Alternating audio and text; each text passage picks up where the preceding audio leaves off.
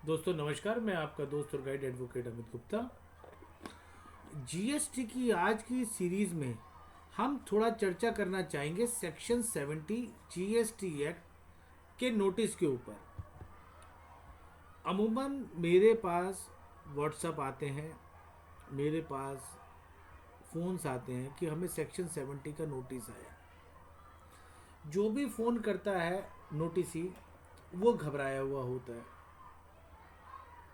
और वो ये समझना चाहता है कि इसके रेपरकल्शंस, इसके कॉन्सिक्वेंसेस क्या क्या हो सकते हैं और क्या हमें अपीयर होना चाहिए, हमें क्या देना चाहिए, क्या नहीं देना चाहिए। सबसे पहले तो जब भी कभी नोटिस आए आपके पास तो उसको अफर्मेटिव मैनर में ट्रीट करें। जो भी अधिकारी आपको नोटिस दे रहा है उसका ऑब्जेक्टिव आपको परेशान करना नहीं है। उसका ऑब्जेक्टिव है कि भारत सरकार की रेवेन्यू का लॉस ना हो और उसकी फेयर इन्वेस्टिगेशन हो।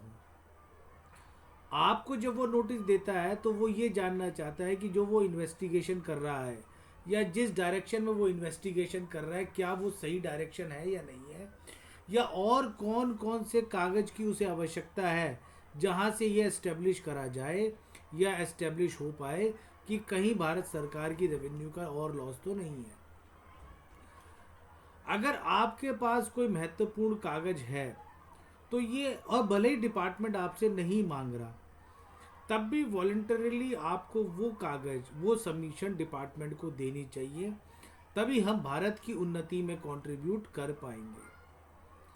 कागज को हाइड करने से तकलीफ बढ़ेगी, कागज को डिलीवर करने से या एक्सप्लेन करने से तकलीफ भी कम होगी और डिपार्टमेंट अप्रिशिएट भी करेगा और डिपार्टमेंट जिस डायरेक्शन में इन्वेस्टिगेशन कर रहा है वो इन्वेस्टिगेशन एक राइट एंड पर पहुंच पाएगी।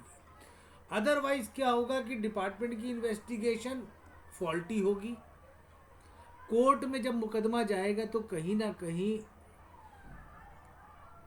किसी का भी पर्पस अचीव नहीं होगा, ना आपका ना डिपार्टमेंट का।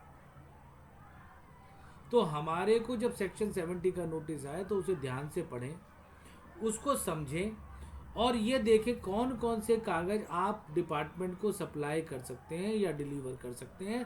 आपकी एक स्टेटमेंट दर्ज होगी, स्टेटमेंट दर्ज करने से आप किसी तरीके से तकलीफ में नहीं है, बस आपका एक बयान दर्ज इस तरीके से हो जाए कि जिस कागजों पे आप रिलाई अपॉन कर रहे हैं उसी कागज पे भी अधिकारी साहब रिलाई अपॉन कर लें। उसे स्टेटमेंट ऑन ओथ कहा जाता है। इससे क्या है कि ये जो एक्टिविटीज़ हैं ये ट्रस्ट पे चल रही हैं। डिपार्टमेंट आप पे ट्रस्ट कर रहा है, आप डिपार्टमेंट पे ट्रस्ट कर रहे हो।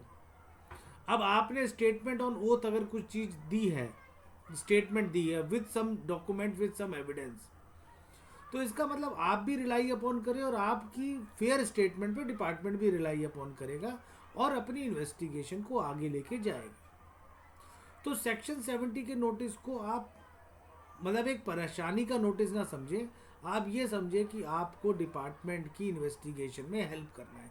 You will be one of the witness जो कि डिपार्टमेंट को हेल्प कर रहा है इन कंक्लूडिंग द इन्वेस्टिगेशन।